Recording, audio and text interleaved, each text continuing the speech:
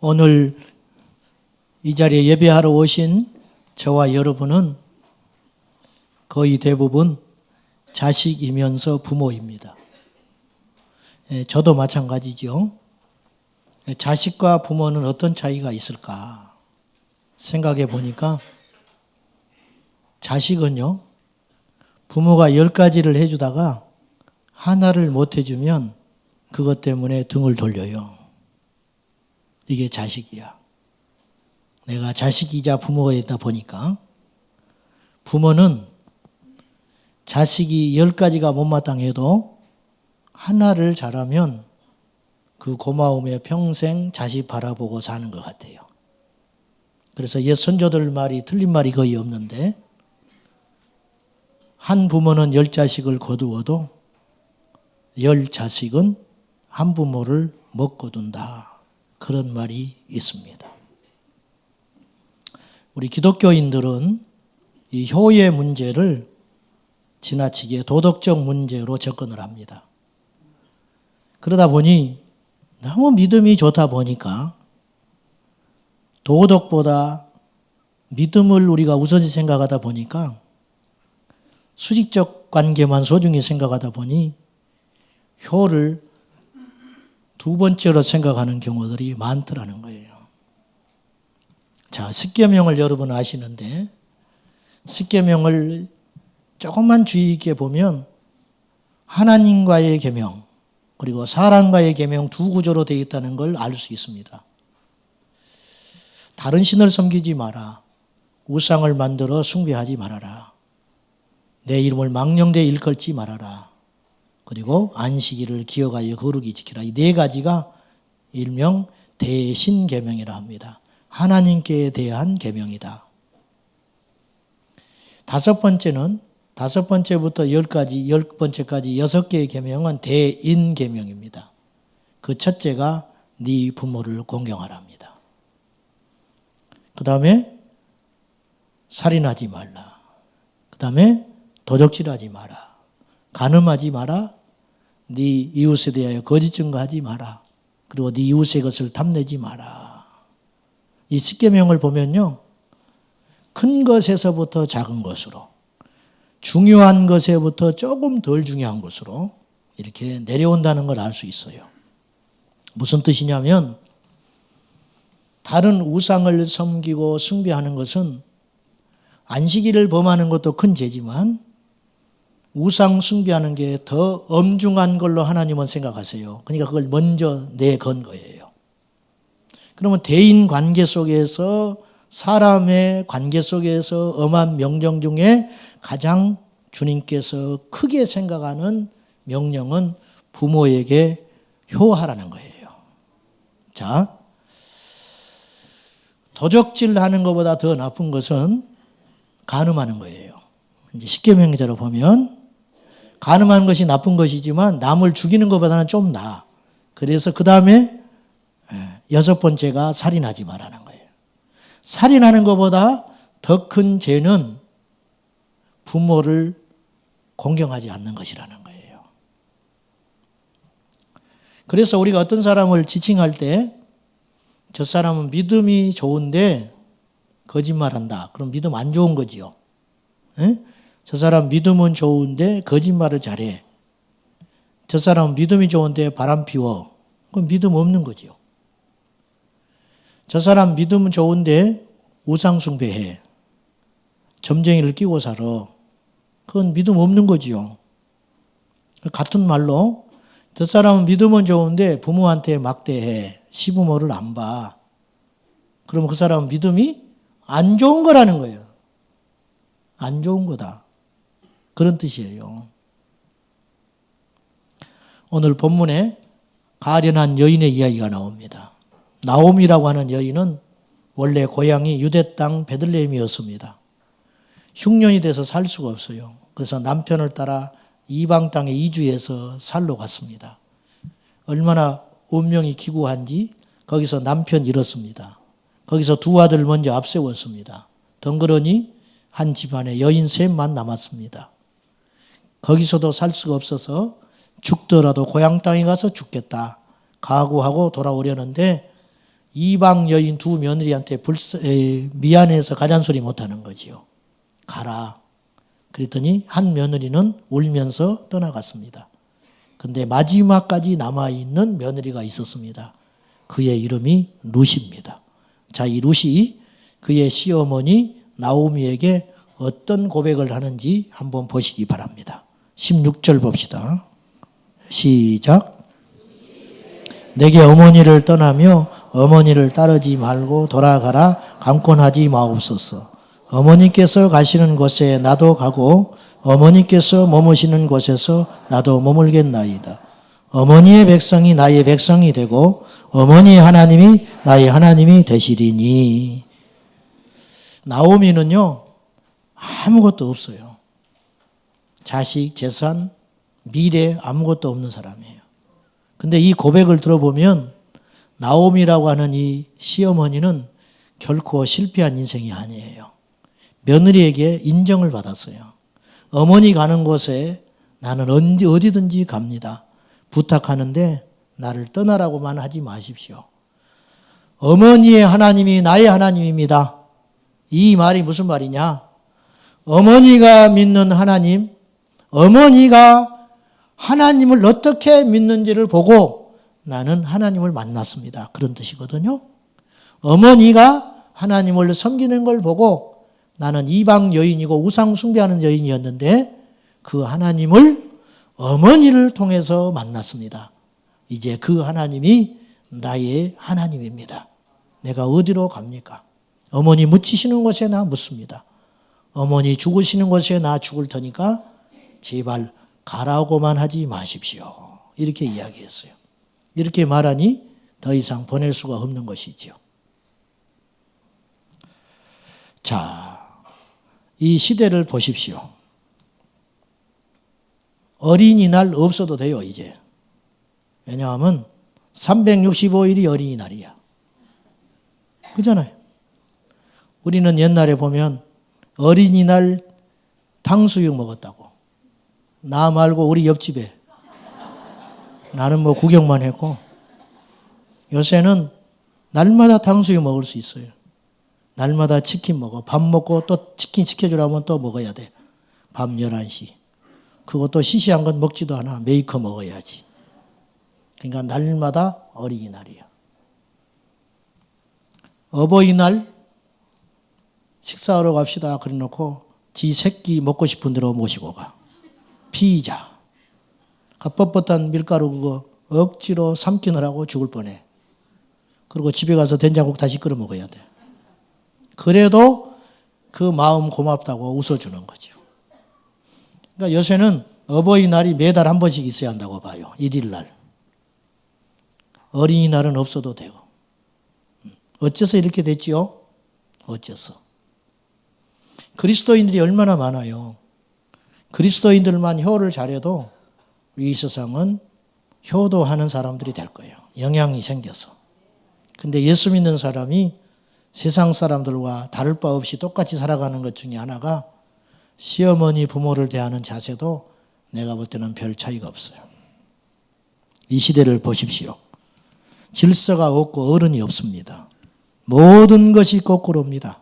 기억하십시오. 효는 도덕적으로 접근할 문제가 아니고 효는 하나님 아버지의 엄중한 명령입니다. 십계명에서 하나님은 좀처럼 어떤 명령을 우리에게 주실 때 조건을 잘 안 붙여요. 아주 특별한 경우가 아니면 왜? 우리 주님은 부유하신 분이기 때문에 너무 강한 분이기 때문에 우리한테 이렇게 해서 하면 내가 이렇게 하겠다 조건도 안 붙이셔요. 근데 십계명에서 유일하게 두 계명에 대해서만 조건을 붙였어요. 네가 우상을 만들거나 그에게 절하지 말아라. 그러면 우상에게 절하면 내가 3, 4대에 걸쳐서 저주를 할 것이고 네가 우상을 멀리하고 나를 섬기면 네 후대에 1000대에 이르도록 은혜를 베풀리라. 이게 조건 유일하게 하나 건 거예요. 그 다음에 사랑과 관계 속에서 조건을 하나 붙였어요. 도둑질하지 마라. 그러면 내가 너 복 줄게. 그런 소리 없어요. 네 부모를 공경하라. 그리하면 내가 너에게 준 땅에서 네 생명이 길리라. 구약은 농경사이잖아요. 농경사이에서 최고의 복은 땅이고 장수입니다. 그 두 개를 약속하신 거예요. 이 말은 단순히 땅을 주고 너 건강하게 하고 하겠다는 뜻이 아니에요. 모든 것 주신다는 거예요. 이 시대로 보면. 여러분 부자 되고 싶지요? 땅 좋아하지요? 건강하고 싶지요? 비결. 하나님 말씀을 무조건 믿으세요. 네 부모를 공경해라. 그러면 땅 부자 된다. 네 부모를 공경해라. 그러면 너 이 땅에서 장수할 수 있다. 하나님의 말씀이에요. 해석을 갖다 붙이지 마셔. 복잡하게 생각하지 마세요. 부자 되고 싶으십니까? 사업이 잘 형통하기를 원하십니까? 부모에게 잘하라는 거예요. 부모에게 잘하면 하나님이 네 인생 책임진다는 뜻이에요. 자식한테 공부해라, 공부해라.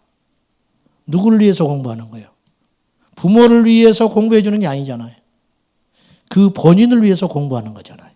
하나님이 네 부모를 공경해라. 네 부모에게 잘해라. 그 말은 너 잘 때라는 뜻이에요.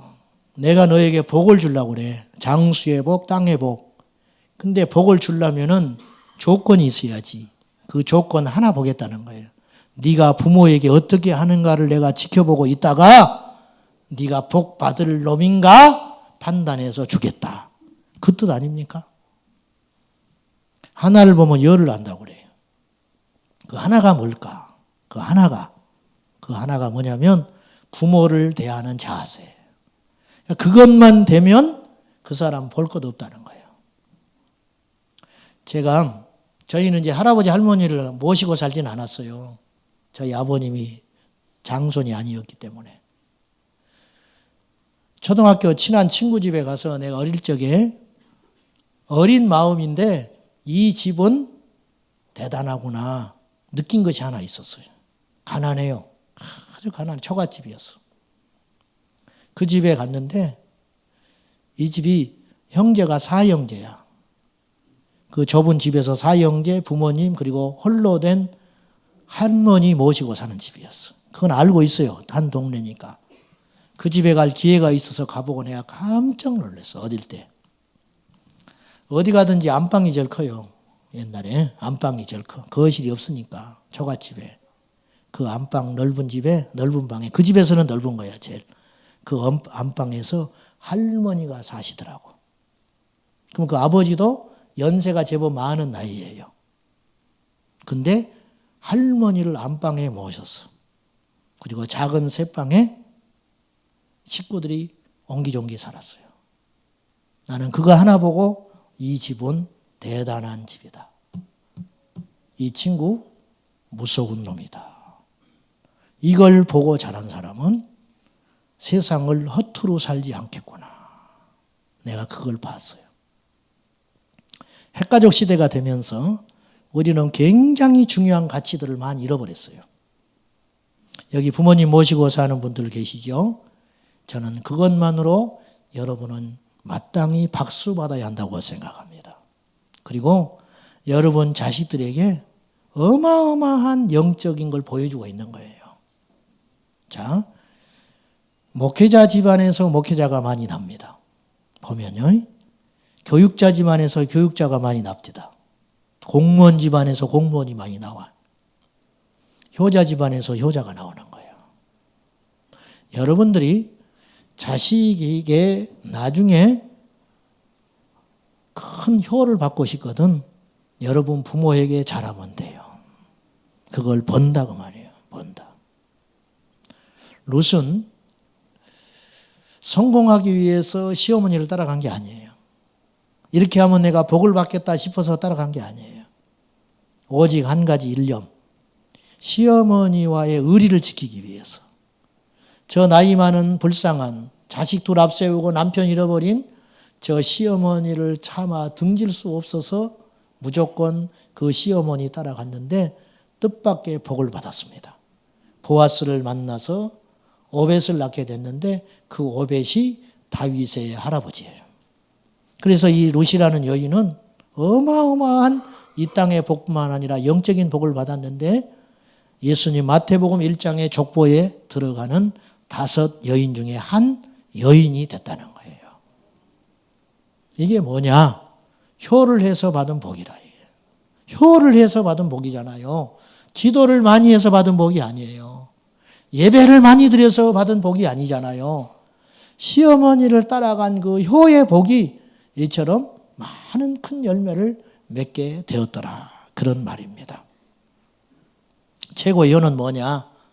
첫째로 하나님을 전해드리는 겁니다. 여러분 천국과 지옥을 믿나요? 영생을 믿나요? 그러면 부모님에게 육신의 필요를 채워주는 것보다 더 중요한 가치는 바로 부모님에게 복음을 전하는 거예요. 복음을 전해드리는 것. 그런데 베드로 사도는 베드로 전서에서 이런 말을 했어요. 아내들이여 남편에게 순종해라. 왜 순종해야 되느냐? 혹 하나님의 말씀을 모르는 네 남편이라 할지라도, 믿지 않는 남편이라 할지라도 네가 남편에게 순종을 하면 네 남편이 그로 인하여 믿음을 갖게 될 것이다. 자, 처음 본 사람한테는 말로 전도하면 돼요. 처음 본 사람한테는. 나를 아는 사람에게는 말로 전도하면 안 돼요. 행실로 전도해야 돼요. 나를 아는 대상에게는 말이 안 통하는 거예요.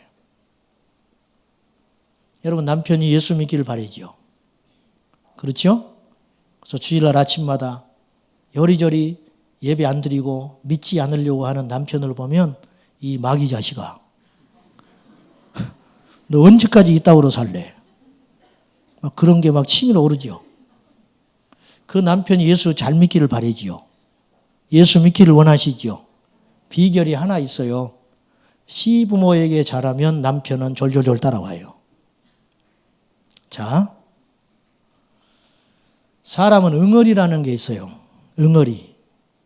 그 응어리가 풀려야 말이 들리기 시작하는 거예요. 남편이 자존심을 상해서 말은 안 해요. 근데 다 응어리가 있어. 교회 가자. 이 왼수야. 언제까지 예수 안 믿을래? 교회 가자. 그러면 안 가. 바빠. 그렇게 말하지만 속에 하고 싶은 말은 따로 있어. 네 시부모에게 잘해. 그러면 네가 교회 가자고 그러지 않아도 네가 제일 좋아하는 거, 예수 믿는 거, 나 그거 1000번이라도 믿어줄 수 있어. 시골에 있는 부모한테 전화나 잘해. 그러면 내가 너 예수 믿지라는 소리 안 해도 내가 따라가. 근데 그 말 안 하는 거예요. 자존심 상해서. 남편들이요. 아내가 예수 잘 믿고 잘 순종하기를 바라시죠? 그러면 아내가 제일 기뻐하는 걸 해줘야 돼요. 아내의 응어리가 풀어져야 그 아내가 나한테 마음을 여는 거예요. 아내가 제일 기뻐하는 일이 뭐냐? 장인 장모에게 잘하는 거예요. 잘하는 거. 저도 말할 자격이 없어요. 어쩌다 전화 한번 하는 게 다인데 그때도 바쁜데 뭐하러 전화했냐고. 우리 장모님 그래요. 자, 두 번째 최고의 효는 부모의 신앙을 전수 받아주는 거예요. 지방에서 자식놈이 뭘 이렇게 쓰고 있어요. 가서 보니까 헌금 봉투에다가 11조를 하고 감사 제목을 쓰고 있어요. 시키지도 않았는데 얼마나 기특해. 전화를 하고 뭐 바쁘다 어쩌다 뭐 알아서 뭐 할 거 막 그래. 제주도 선교여행 간대. 얼마나 기특한 일이에요. 여러분 저도 자식이 있지만 믿음이 억지로 안 됩니다. 강요할 수 없는 게 믿음이더만요. 부모의 최고 기쁨이 뭐냐? 내 새끼들이 예수 잘 믿는 거예요. 예수 잘 믿는 거예요. 어떤 권사님이 잘난 아들을 뒀어요. 미국에 유학 보냈더니 승승장구해서 대학 교수가 됐어요. 너무 잘나 빠져서 교회를 안 나간대. 아쉬운 게 없어져서. 그 소식을 듣고 밤낮으로 기도하다가 노안이 나서 돌아가시게 생겼어. 돌아가신다는 소리 듣고 자식이 비행기 잡아 타고 부랴부랴 왔는데 어머니 누워서 자식을 맞이해 줍니다. 너 교회 나가냐? 예수 잘 믿냐? 답을 못해. 교회 안 나가는데 말을 못하는 거야. 돌아놓아버려요 어머니가. 그리고 웁니다. 그 아들이 다급해지니까 무릎을 꿇고 빕니다. 어머니 내가 장로 될게요. 내가 장로 될게요. 그때서야 다시 돌아누워서 하는 말, 네가 예수 잘 믿어야 천국에 가서 네 아버지 만나지. 내가 할 말이 있을 거 아니냐. 예수 잘 믿어라. 그리고는 돌아가셨어요. 이 어머니의 마지막 아들이 오기까지 이 한마디를 하기 위해서 참고 견디고 죽음과 싸우고 있었던 거예요. 여기 자식들 계시는데 예수를 여러분 부모님보다 잘 믿는 거, 그것이 부모에 대한 최고의 효라는 거 꼭 기억하시기 바랍니다. 세 번째는 순종하는 거예요. 우리 부모 세대는 많이 배우지를 못했어요. 그리고 세상의 이치도 우리만큼 박지 못해요. 보고 듣는 게 약하기 때문에. 그래서 저부터서 속으로 부모를 무시하기 일쑤예요. 우리 모친이 이제 90줄이 다 돼 가시는데 약간 치매기가 왔어요. 그래서 나를 만나면 엊그저께도 이 말만 계속 물어봐. 교인 몇 명이나 모이냐. 이게 궁금해 죽겠는가 봐. 제 기억에 한 30분 이야기해요. 30분. 1시간쯤 있다가 또 물어봐. 교인 얼마나 모이냐. 그리고 꼭 말을 붙이는 말이 있어. 장사꾼은 손님 많은 게 좋고 목사는 교인 많은 것이 최고지. 아니 말도 잘해 노인네가. 집에 가려고 일어서면 또 물어봐. 교인 몇이나 모이냐. 또 말해줘야 돼. 처음 듣는 것처럼 말해줘야 돼. 민망할까 봐. 내일 가면 또 물어볼 참이야. 나한테. 깝깝해요. 깝깝해. 막 짜증나. 그러나 어쩔 수 없어. 인생은요. 아기로 태어나서 아기가 돼서 가는 것 같아. 우리 다 마찬가지. 자식은 기다려줍니다. 내 부모는 안 기다려줘. 우리 모친이 이런 말 합디다. 이번에 갔더니 저기 하늘을 보더니 내가 죄를 많이 져서 이렇게 아픈가 봐. 그래.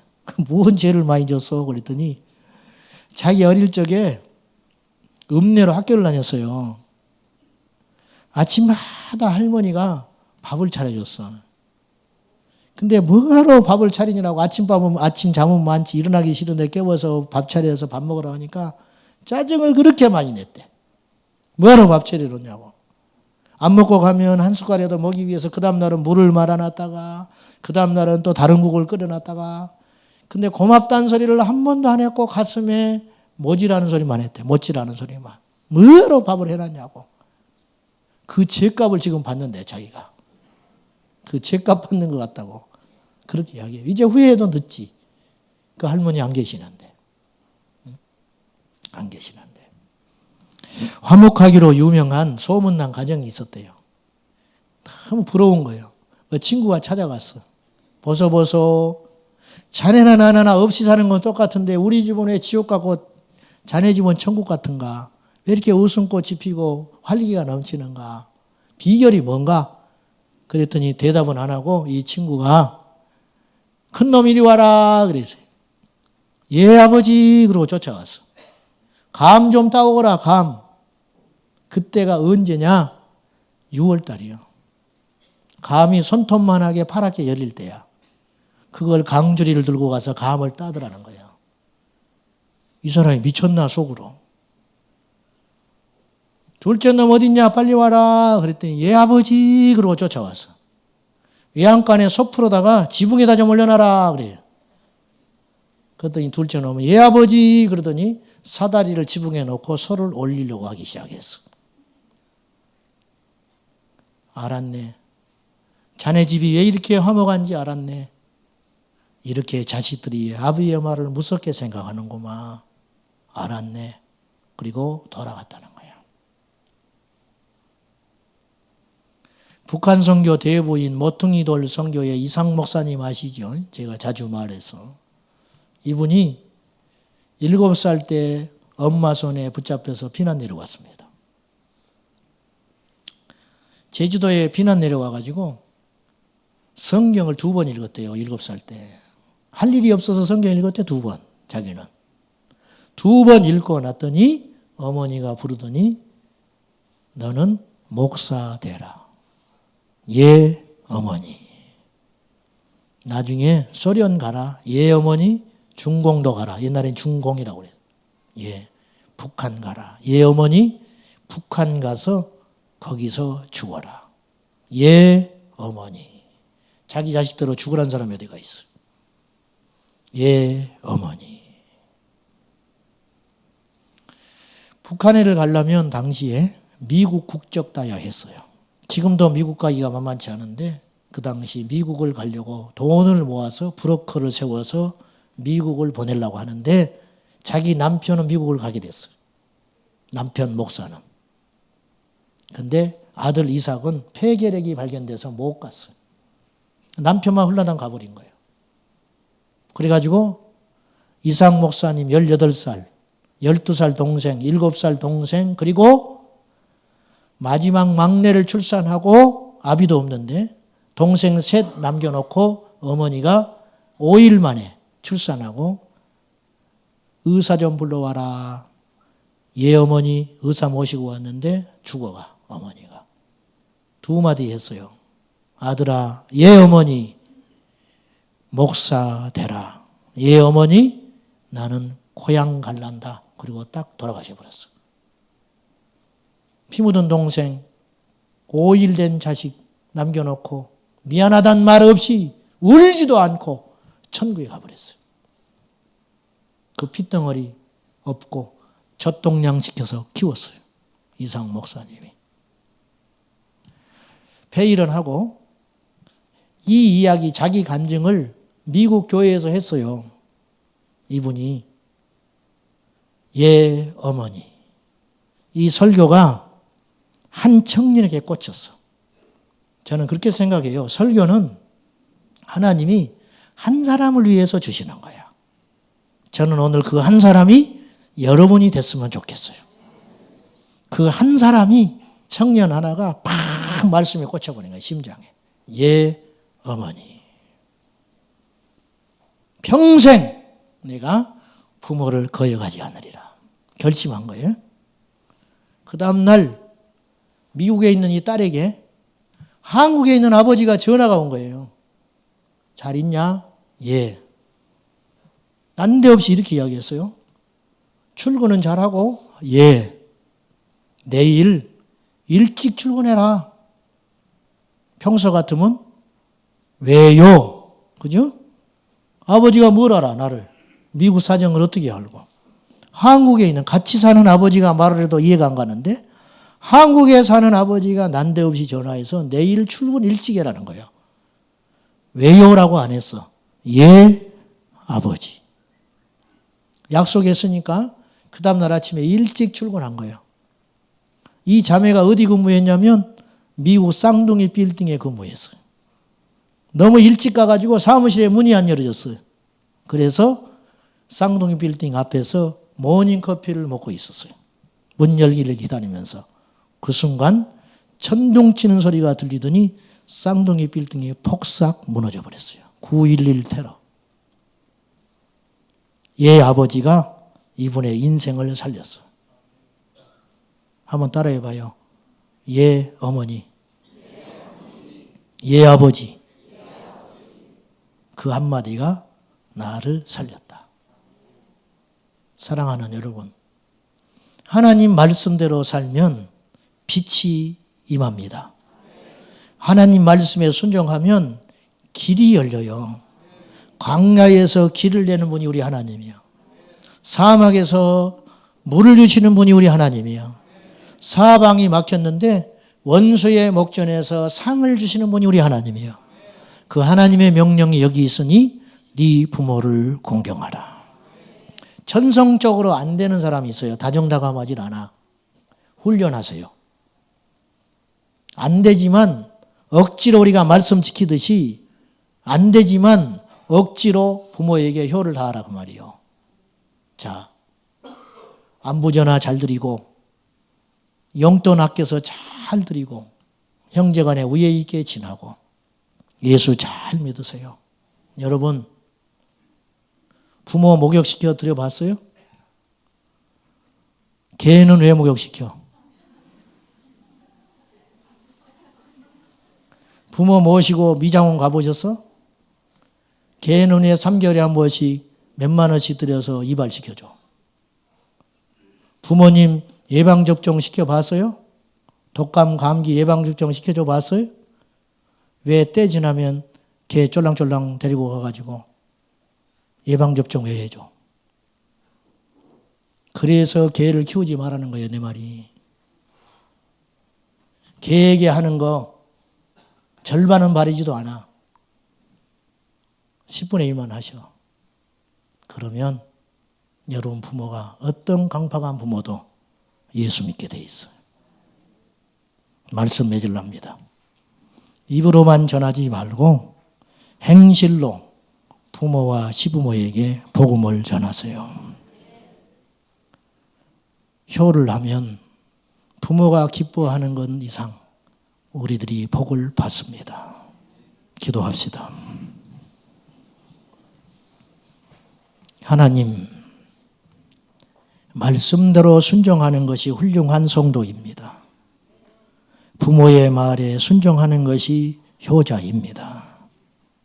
아버지 하나님, 우리 중에는 부모님이 안 계신 분도 계십니다. 이제는 늦었습니다. 살아생전에 좀 더 잘할 걸. 살아있는 부모님들에게 최선을 다하여 그리스도인의 의무를 수행함으로 하나님이 우리의 마음과 생각과 일거수일투족을 아시오니 그로 인하여 복을 누리게 하여 주옵소서.